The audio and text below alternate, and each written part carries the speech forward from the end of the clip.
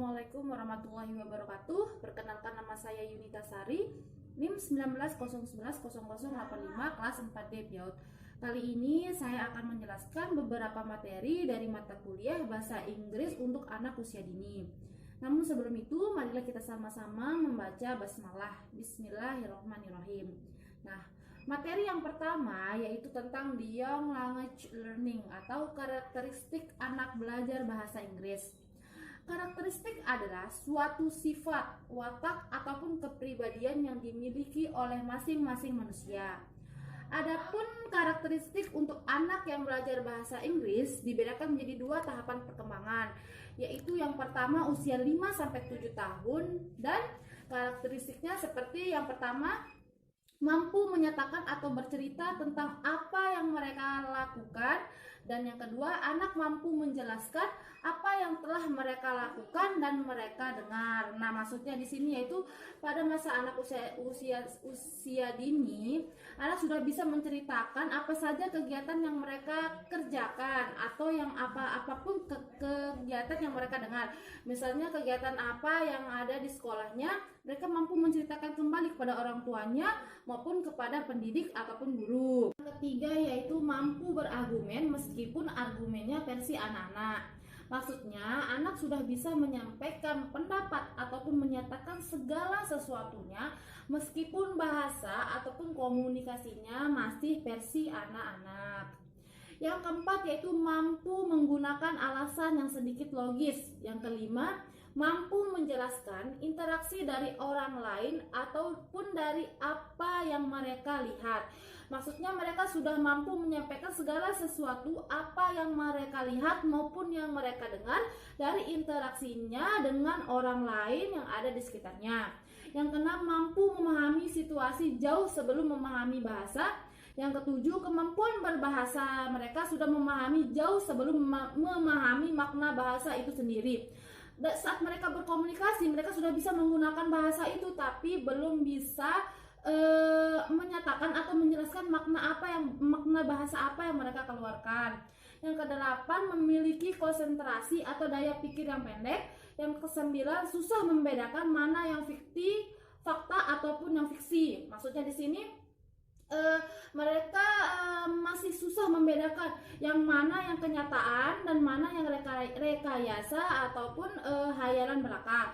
Yang terakhir yaitu mereka senang bermain dan bekerja sendiri, tapi harus ditemani oleh orang lain. Nah, pada masa usia 5-7 tahun ini adalah usianya dunianya anak bermain. Tapi di sini orang tua maupun pendidik harus tetap mengawasi atau mendampingi anaknya saat melakukan sesuatu atau bekerja sendirian. Tahap perkembangan yang kedua yaitu usia 8-10 tahun. Karakteristiknya yang pertama yaitu mampu membedakan dan menjelaskan mana yang fakta ataupun yang fiksi. Nah, di sini anak usia 8-10 tahun ini sudah bisa membedakan yang mana yang kenyataannya, mana yang rekayasa ataupun hayalannya belaka. Yang kedua, mereka selalu ingin bertanya apa yang mereka lihat di sekitarnya maupun bertanya apa yang mereka dengar. Nah, pada usia 8-10 tahun ini kita sering mendengar mereka bertanya tentang hal-hal yang orang dewasa pun kadang sulit untuk menjawab pertanyaan anak itu sendiri. Yang ketiga yaitu mereka sudah memiliki pandangan apa yang mereka suka maupun tidak suka. Nah, contohnya misalnya mainan, mereka tahu mana yang mereka suka ataupun yang tidak mereka sukai. Yang terakhir yaitu mampu bekerja sama dengan orang lain, membagi tugas dan belajar dari orang lain. Materi yang kedua yaitu tentang class management and atmosphere atau manajemen kelas dan suasana. Nah, yang pertama yaitu apa yang dimaksud dengan guru ideal? Guru ideal yaitu guru yang harus memiliki selera humor tinggi. Saat mengajar kita tidak bisa monoton, kita tidak bisa diam, kita tidak bisa berwajah jutek atau berwajah masam. Karena saat kita harus mengajar anak usia dini, suasana hati kita harus menyenangkan, suasana mimik wajah kita harus selalu terlihat bahagia. Karena apa? Di sana akan membuat anak merasa nyaman saat berada bersama pendidiknya maupun berada di dalam kelasnya. berpikir terbuka, mudah beradaptasi. Nah, di sini pendidik juga harus bisa dengan mudah beradaptasi ataupun bersosialisasi dengan anak didiknya. Nah, terus kemampuan, mampu mengekspresikan apa yang kita bicarakan, mampu menjadi aktor di depan murid. Nah, saat kita bercerita, kita harus bisa memahami menyampaikan isi cerita itu. Kita bisa menjadi aktor di depan anak-anak, karena di sana anak akan tertarik dan berminat untuk ikut dalam proses belajar mengajar yang dilangsungkan oleh gurunya. Nah, yang dimaksud dengan guru adalah selanjutnya yaitu setidaknya harus mempunyai kemampuan menggambar. Tidak harus, tapi sedikit tidaknya seorang guru pendidikan anak usia dini sedikit tidaknya harus bisa menggambar.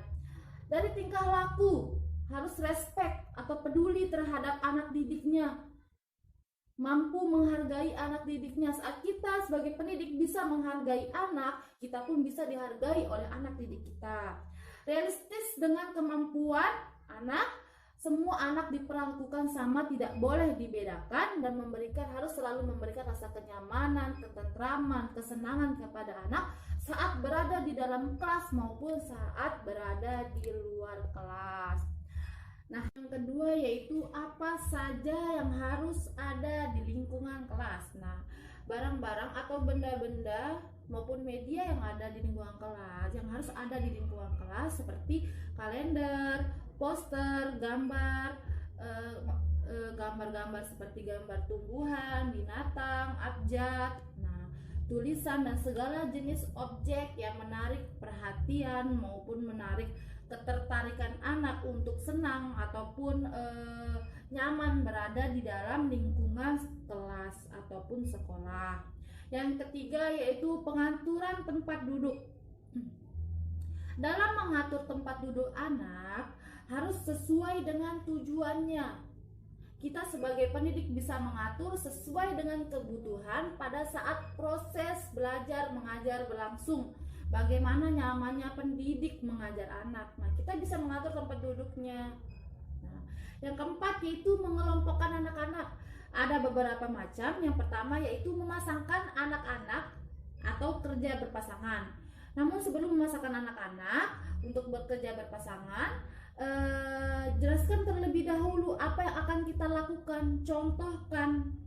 Nah, dan saat memasangkan anak-anak tidak perlu kita memindahkan bangkunya, hanya kita menyuruh anak untuk pindah posisinya saja. Yang kedua yaitu strategi untuk membuat grup, yaitu dengan memperkenalkan kerja grup. Nah, harus kita perkenalkan dulu kerja grupnya seperti apa. Harus kita batasi jumlah kelompoknya minimal 3-5 orang. Nah, langsung kita berikan contoh bagaimana cara kerja grupnya, bagaimana cara kita bekerja sama dengan kelompoknya.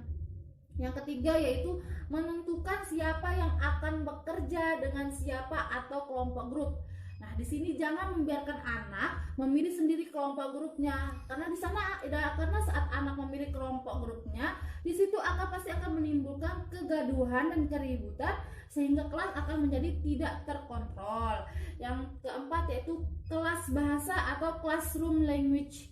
Berikan bahasa-bahasa yang sederhana dan termasuk pada topik yang akan kita bahas pada saat proses belajar mengajar berlangsung.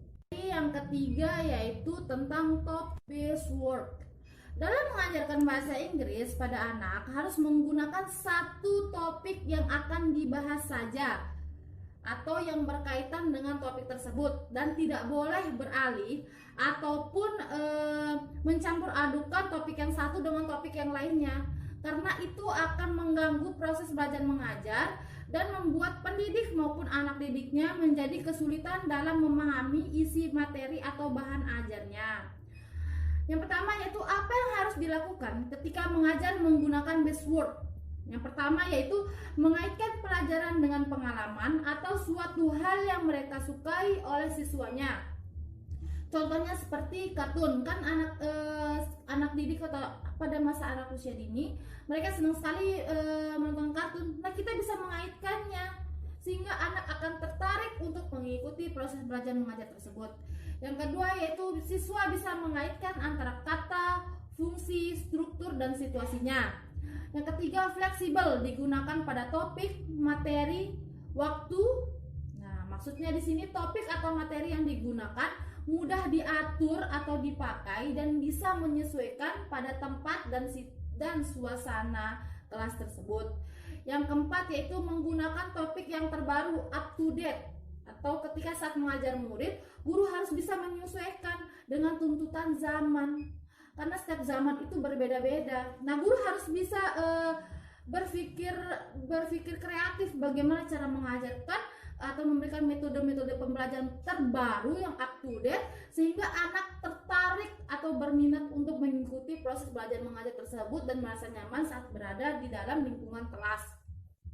Yang kelima yaitu usahakan agar semua skill dalam bahasa Inggris seperti menulis, membaca, berbicara, dan mendengarkan masuk dalam materi yang diajarkan, tapi tetap menggunakan bahasa-bahasa yang sederhana dan mudah difahami maupun dimengerti oleh anak didiknya. Yang kedua yaitu langkah-langkah topik based word. Nah, langkah-langkahnya yang pertama yaitu memilih topik yang akan diajarkan sesuai dengan minat dan ketertarikan peserta didiknya. Yang kedua yaitu tentukan waktu, awal, inti maupun akhirnya. Awalnya seperti apa, intinya bagaimana, akhirnya bagaimana. Kita harus bisa menyesuaikan waktunya. Yang ketiga yaitu mengumpulkan materi yang dibutuhkan seperti lagu ataupun media yang akan digunakan. Yang keempat, fungsi dan situasi. Yang kelima, menggunakan metode dan kegiatan yang baik dan tepat seperti dengan menggunakan kegiatan yang mudah dan menantang namun tetap berkaitan dengan materi yang akan dibahas. Yang ketujuh, berikan penilaian akhirnya seperti apa. Itu akan membuat kita bisa membuat peserta didik dapat memberikan penilaian bagaimana kemajuan atau perkembangan peserta didiknya.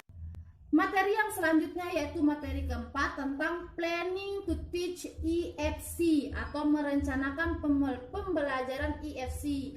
Ada 3 tahap perencanaan. Yang pertama yaitu perencanaan jangka panjang. Contohnya seperti RPPH.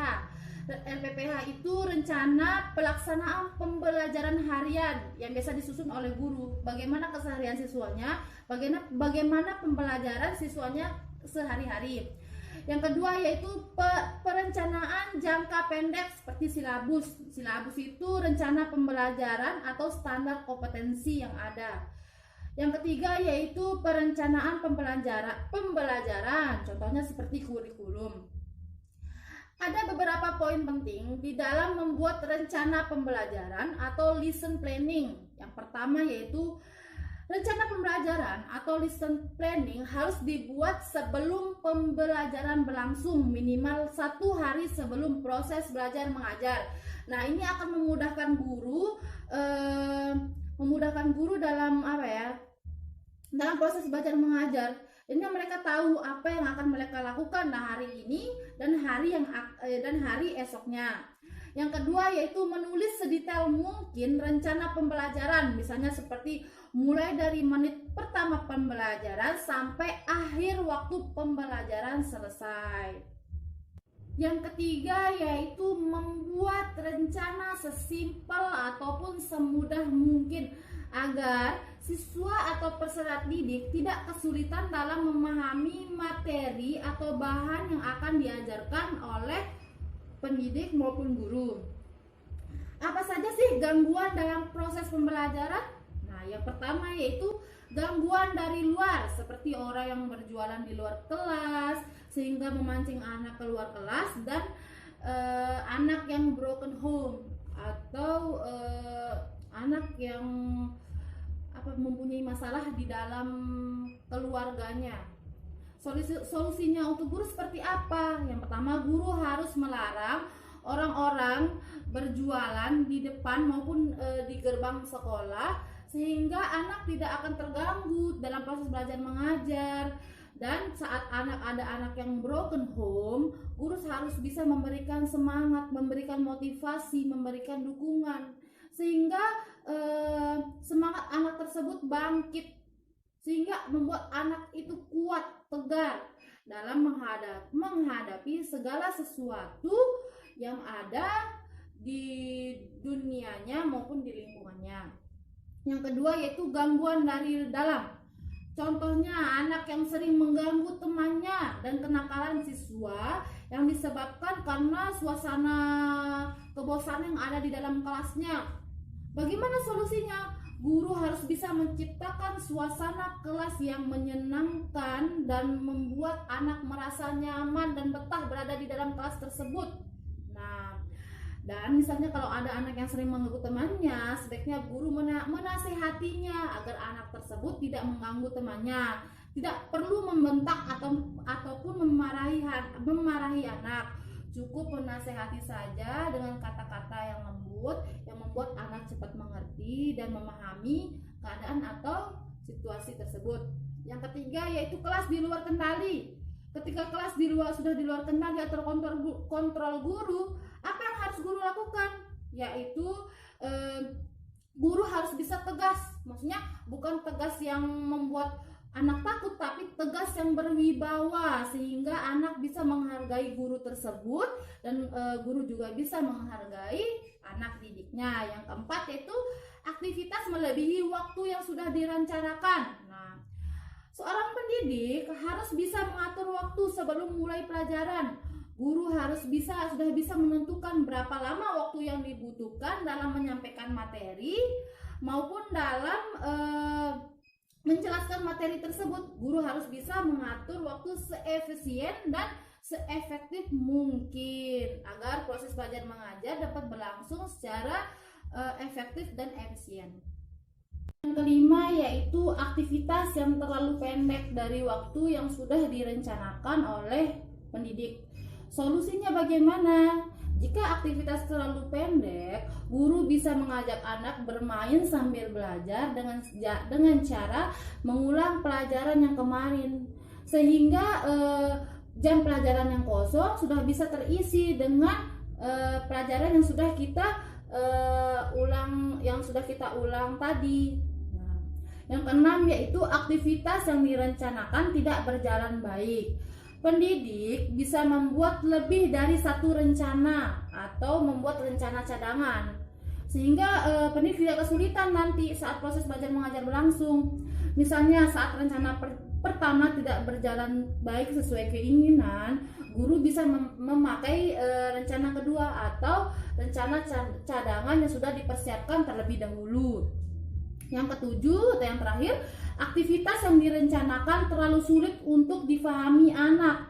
Nah, di sini guru bisa menyesuaikan aktivitas sesuai dengan kebutuhan, minat ataupun ketertarikan peserta didiknya sehingga proses belajar mengajar berjalan efektif dan efisien. Materi yang kelima atau materi yang terakhir yaitu tentang using media in teaching EFC. Media yang digunakan dalam pembelajaran EFC. Media pembelajaran dapat dibagi menjadi 3 bagian. Yang pertama yaitu materi yang bisa dibuat oleh guru dan siswa secara bersama-sama ataupun bekerja sama. Yaitu seperti contohnya yang pertama boneka.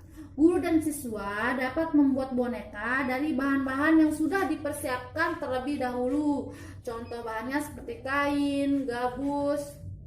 Nah, yang kedua jam dinding.